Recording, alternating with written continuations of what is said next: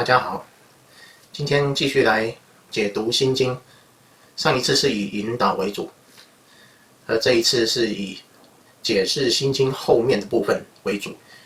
而《心经》后面的部分，全部都是来解释前面的空性。我们来稍微复习一下前面的内容。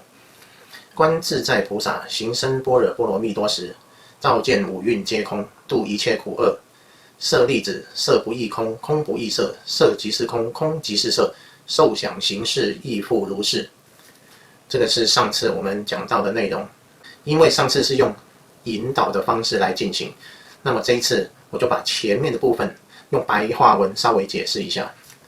观自在菩萨呢，他在很深的觉察的时候，他的觉察像阳光一样照耀着所有的现象，所有能被觉察到的，也就是五蕴。色受想行识全部都没有了内容，也就是说，当我们在很深的觉察的时候，所有被觉察到的对象都会失去内容。这就是观自在菩萨要告诉我们的。当我们在很深的觉察的时候，对所有的现象、感受、想法等等所有的这一切，它的解释会自动的脱落。你处得越深的觉察的时候，这些被觉察的都会失去了解释，而没有了内容。这个空的意思就是没有内容。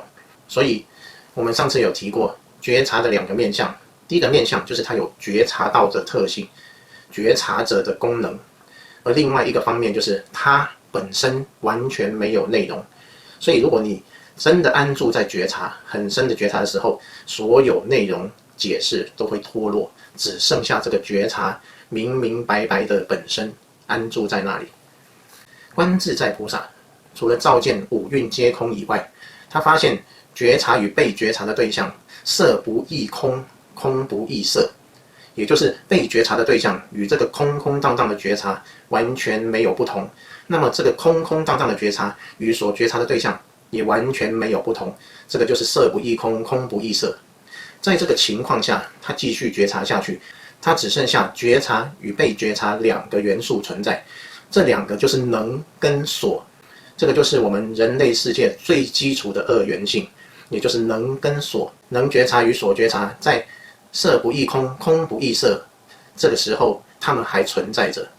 但是到了色即是空，空即是色的时候，觉察就把所觉察的这个对象消融掉了。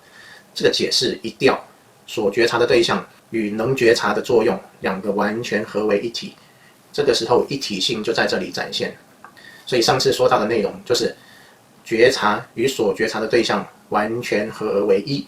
说到这里，接下来要讲的经文就是舍利子，是诸法空相，不生不灭，不垢不净，不增不减。在这里的舍利子同样是指舍利佛，所以观世音菩萨是对舍利佛说的。但是我们不要看经文对舍利佛说的好像就跟我们没关系，因为这一部经文是对广大的群众说的，舍利佛他只是一个代表，所以当他说舍利子的时候，其实就是对着你说的，所以你就要把这个舍利子当成是对你说的。舍利子是诸法空相，不生不灭，不垢不净，不增不减。这些话是什么意思呢？他说舍利子啊，是诸法空相。前面我们提到这个空空荡荡的觉察，他是说这个空空荡荡的觉察就是万法没有内容的状态啊。诸法空相就是所有的现象，所有的能觉察到的都是没有内容的。为什么没有内容呢？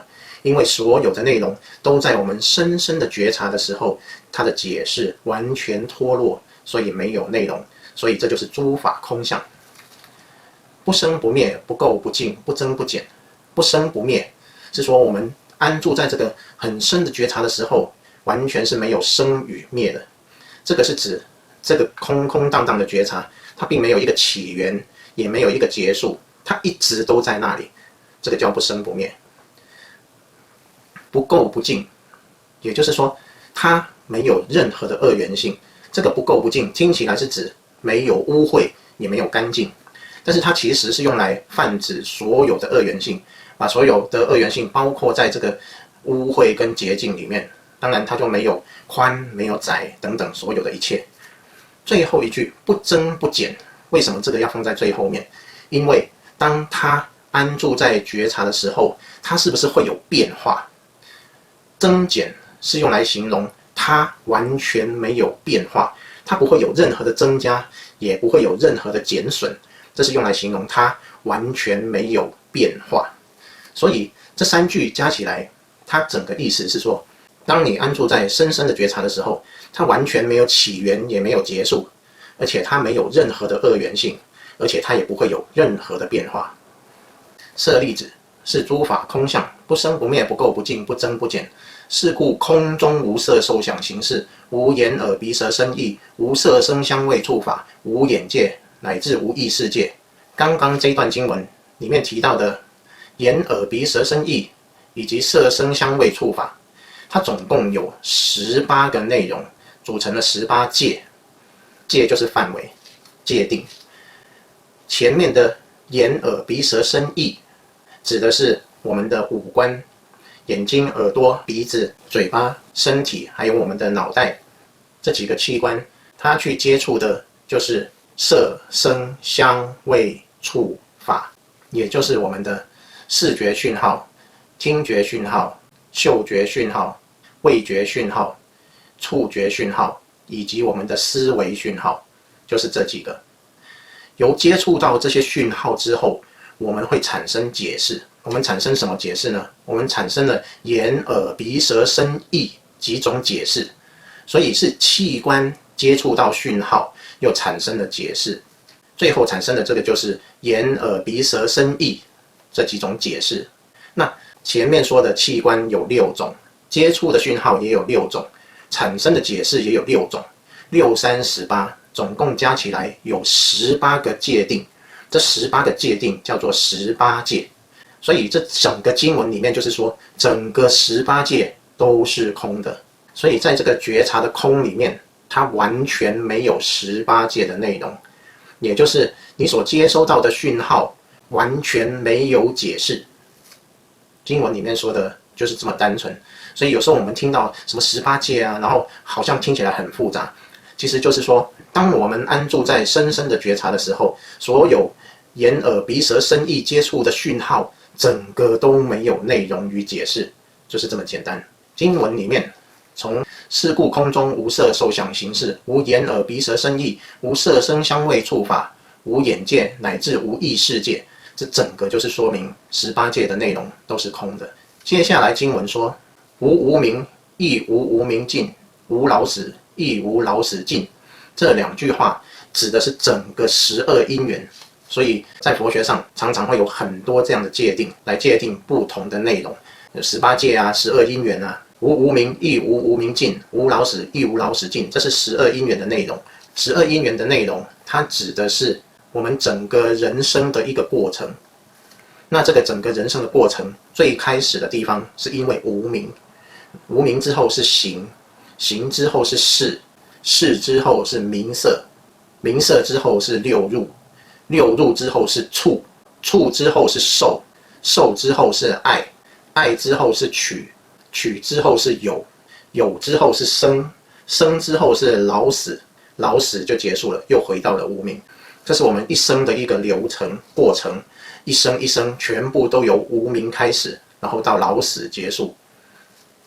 现在我们把每一个过程稍微讲解一下，因为最主要是说，当我们安住在深深的觉察的时候，这一切的过程它都没有内容，它都成空，所以我们只要大致上了解一下这个12因缘的内容就可以了。无明就是指我们对生命真正的含义不了解，不了解什么？不了解这个世界一切现象原来只是一场梦，原来是空的，所以我们才会产生的一切是存在的这样的一个想法。觉察产生的所觉察的对象，这个就是无明。我们原本觉察与所觉察的对象是没有分别的，完全一体的。但是我们第一个分别产生了觉察与所觉察的对象，我们产生了所觉察的对象之后，一切的这个人生就开始运行了。第一个就是无明，无明就是产生这个所觉察的对象。第二个是行，行就是因为我们产生了所觉察的对象之后，开始分裂。这些所觉察的对象，它产生的活动，从1变成2， 2变成4， 4变成8，它一直分裂。分裂什么？分裂出信念。从单一个所觉察的对象分裂出所有的信念来。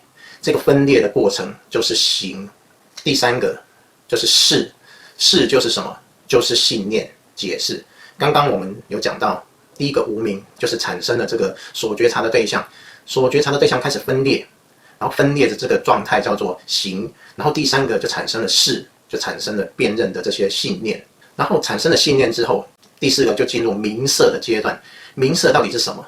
名是指精神性的信念，色是指肉体上物质上的产生。我们借由精神上的这些信念，又产生了物质，显化了物质，所以我们就有了我们的身体，我们就有精神上跟物质上的这种存在状态，也就是产生了我们人类的一个胚胎的基础。它从有精神、灵魂，然后也有它的肉身，这个就是名色的阶段。再来，名色的阶段下面一个是六入。六入也就是我们所说的眼、耳、鼻、舌、身、意这几种。意是指我们的脑袋，所以这时候6种截取讯号的器官都长出来了，眼、耳、鼻、舌、身以及我们的脑部，这时候就长出来。那有了这几种6种能够接触讯号的器官之后，我们的人生就开始展开。我们借由这6种器官去接触外面的讯号，所以再下来一个因缘就是触，接触的触，由这个6个器官去接触到讯号。触之后，下一个就是受，也就是感受。当我们接触到讯号之后，就产生了感受。受之后，下一个是爱，也就是我们产生了感受之后，我们就产生了喜爱跟厌恶。这个爱的意思就是指我们有喜欢跟不喜欢。产生了喜欢跟不喜欢之后，我们就再下一个就产生了取，就是要。这里用取来广泛的指要跟不要。当我们进入到要跟不要之后，我们就产生了有。我们获得它，我们就变成有。所以在我们的生命里面就产生很多我们有的。我们有衣服，我们有车子，我们有手表，我们有手机，我们就有许许多多的有，甚至我们有一个伴侣，然后进而就有了小孩等等，所有的人生就此展开，我们就落入了有的世界里面。这个有之后，就是我们整个人生的一个状态。所以下一个就是生，就整个人生都浮现出来了。在生的再下一个。整个人生的过程这样子度过之后呢，我们接下来下一个因缘就到了老死。这个是人生没有办法避免的一个过程。我们既然有我们的生命生活，我们就会有老死。到老死之后，这一生就度过了。我们刚刚讲的是一个这一生展开的过程，以及到最后老死。老死又回到了无明，因为我们的无明，因为我们有所觉察的对象，所以又生出了下一辈子。又开始了这12因缘，所以我们一辈子一辈子就在这12个因缘里面一直重复，一直重复。但是当我们处在深深的觉察的时候，一切都没有内容，连这个12个因缘它都完全没有内容。所以只要我们能够安住在觉察而不解释，所有的这些人生的流程项目一一都会被我们所消化。刚刚讲完了12因缘，心经的内容里面无无明，亦无无明尽；无老死，亦无老死尽。说的就是整个12因缘，它都在我们的觉察里面完全被消融掉。接下来的经文讲的就是无苦集灭道。苦集灭道这4个字，就是佛学里面说的四圣谛。四圣谛是佛最开始提出来的4个项目。苦集灭道是什么意思呢？前面的苦，也就是说我们整个人生都是苦的，而苦是因为什么呢？是因为集。集就是收集的集。我们收集了什么呢？我们整个人生所有的痛苦是因为集。那这个是指我们人生的阶段。另外一个阶段灭道，也就是我们离开世间求出世间解脱法的一个阶段。从我们人生的一个痛苦的阶段，进而到解脱的一个阶段。前面苦集，我们所有的苦都是因为集而产生的。集，我们到底收集了什么？就是我们的信念。我们每做一件事情，每面对一个现象的时候，我们都产生了信念。而信念其实不是我们产生出来的，是我们以前就存在我们的意识里面，存在我们的信念储存库里面，也就是第八意识里面。我们面对一个现象的时候，马上就会去读取、比对我们曾经发生过的信念，我们把信念拿出来比对现象，这时候就完成了一次比对，又储存回去。那么这个信念被储存回去之后，又堆叠了一次。我打个比方，比如说有一个人骂我，你是猪，那我听到这句话，我就会去比对，你是猪是什么意思？我的信念马上就去搜寻信念储存库里面的所有信念拿来比对，一比对之后发现原来这句话是骂人的，骂我是一个肥嘟嘟的动物，然后长得很丑，然后我就马上对这个现象产生了生气，然后并且把这个结论是什么？别人骂我是一个肥嘟嘟很丑的动物，然后又把这个结论又存回我的记忆储存库里面。我刚刚的信念是从记忆储存库里面拿出来比对，现在比对完了又叠回去，这个堆叠叫做集。所以人生所有的痛苦，就是因为我们一个一个信念去堆叠出来，去收集、去堆叠所产生的痛苦。那么整个人生的痛苦都是这样来的。那么另外两个项目是灭道。灭的意思是什么呢？灭的意思就是入灭，也就是解脱的意思，就是从人生所有的痛苦里面，把这些痛苦所有都消灭，然后回到完全没有痛苦、没有这些信念的状态，叫做入灭。灭是因为什么呢？因为道，因为我们开始修道，然后开始领悟道，所以我们就进而能够解脱入灭。那道到底是什么呢？道就是我们的不解释。当我们能够回到不解释这样的一个修行状态，我们安住在觉察对现象的解释，我们不是去收集它，而是去消融它的时候，我们就进入了道。那当这个我们许许多多的信念被我们消化掉的时候，我们就很容易进入没有解释的状态，就回到我们前面所说的觉察跟所觉察完全没有分别的一体状态，这样我们就开悟了。所以整部心经在讲的就是开悟的状态。所以当我们能够依照觉察而不解释，然后开悟的时候，我们就因道而灭，因为我们修道，然后修道没有解释，然后我们就进入了空，我们就进入了灭。这个就是佛学里面的四圣谛，全部都跟我们所说的不解释有绝对的关系。各位从前面一直听下来就明白，整个都跟我们的觉察以及不解释有绝对的关联。接下来的经文就是无智亦无得。无智亦无得，就是说没有产生的智慧，也没有得到任何东西。为什么这么说呢？因为我们安住在深深的觉察的时候，我们产生什么样的智慧呢？这个智慧就是明白了色不异空，空不异色的道理。在这个时候，我们是有智慧得到的，也就是我们能够发现，被觉察的对象没有内容。当我们觉察被觉察的对象完全没有内容的时候，这样就是一种智慧。那我们就得到了一个智慧。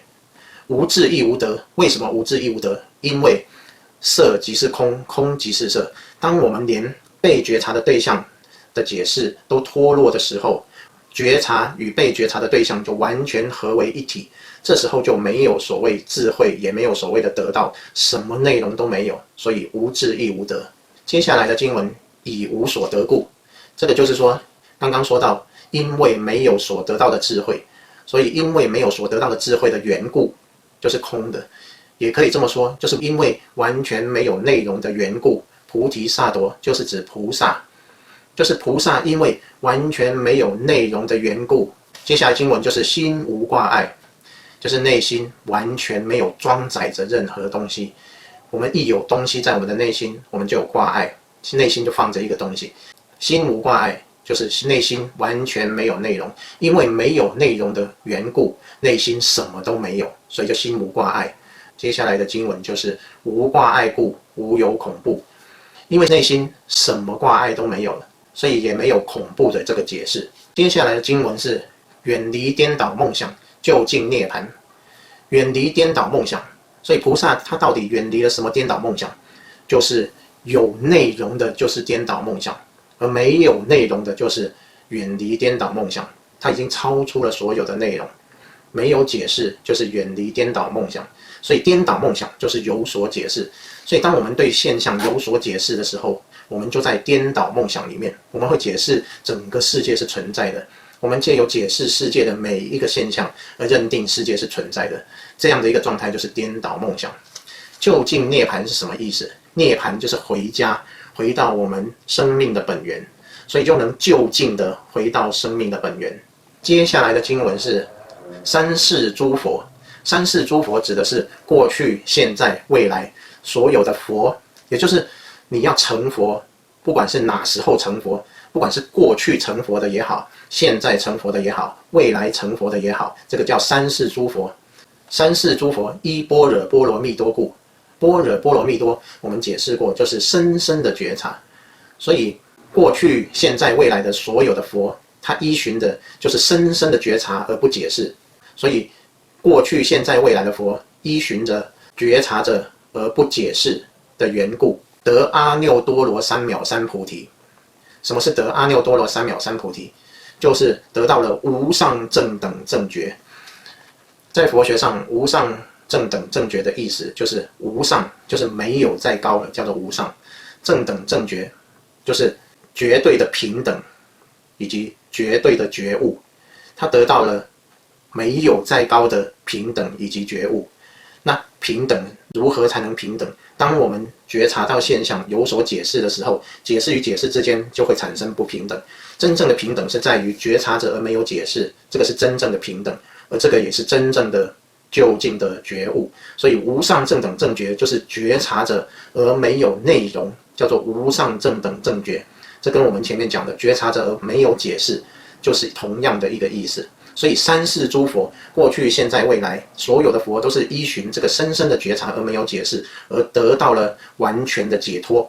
接下来的经文是：故知般若波罗蜜多是大神咒，是大明咒，是无上咒，是无等等咒，能除一切苦，真实不虚。这个解释就是，所以呢，知道这个般若波罗蜜多，也就是这个深深的觉察而没有解释呢，是大神咒，是大明咒。大神咒也就是非常神威的一个咒，咒就是我们所念出来的咒语，用这个咒语来表示我们前面所说的整个空性的解释。所以这个整个空性的解释就是大神咒，是大明咒。明就是明白的意思，大明咒也就是一个彻底明白的咒，是无上咒、无等等咒。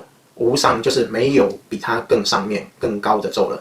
无等等咒，没有跟它相等的咒，也就是说它是一个最高的咒，没有跟它能够比较的咒了。能除一切苦，真实不虚。这两句应该不用解释了，就能除一切的苦，这是真实不虚的。故说般若波罗蜜多咒。所以说这个般若波罗蜜多咒呢，即说咒曰，就说这个咒，嘎爹嘎爹巴拉嘎爹巴拉桑嘎爹菩提说哈。这个咒语的念法呢，就是嘎爹嘎爹巴拉嘎爹巴拉桑嘎爹菩提说哈。那这个咒语原本咒语是不需要去解释的，但是整个咒语它到底有没有意思呢？它有传递出真正的意思来，我们就听过这个解释就好，你不必太在意这个咒语的解释。那么咒语到底是什么意思呢？嘎爹嘎爹就是深入深入啊，巴拉嘎爹就是深入到彼岸。彼岸我们说过，此岸的另外一边就是彼岸，解释的另外一边就是彼岸，就是没有解释的空，深入到这个彼岸。巴拉桑嘎爹，所有众生都深入到这个彼岸。菩提说哈，成就不解释的无上菩提啊。所以整个心经的解释就是这个意思，整部心经都在解释这个觉察而没有觉察到内容，这个空空荡荡的觉察就是我们的空性，也就是我们成佛的最重要的原因。三世诸佛都是依靠这个，也就是整部心经的第一个字观。所以我们只要了解到我们观自在，观它自己能够存在，它不需依靠其他东西来存在，也就是观而不需要有被观，觉察而不需要有被觉察。当被觉察掉了，就剩下观，本身自己存在在那边，所以观自在就是整部心经的重点。而整部心经的重点告诉我们，只要我们能够观自在，能够觉察而没有觉察到任何的现象的时候，这时候我们就离开了人生所有的痛苦，就从痛苦中解脱出来，也从我们整个人生的一个轮回的过程里面解脱出来。而也告诉我们，所有的佛都是依靠这个观自在觉察而没有觉察到被觉察而解脱的。今天就解释到这里，谢谢各位。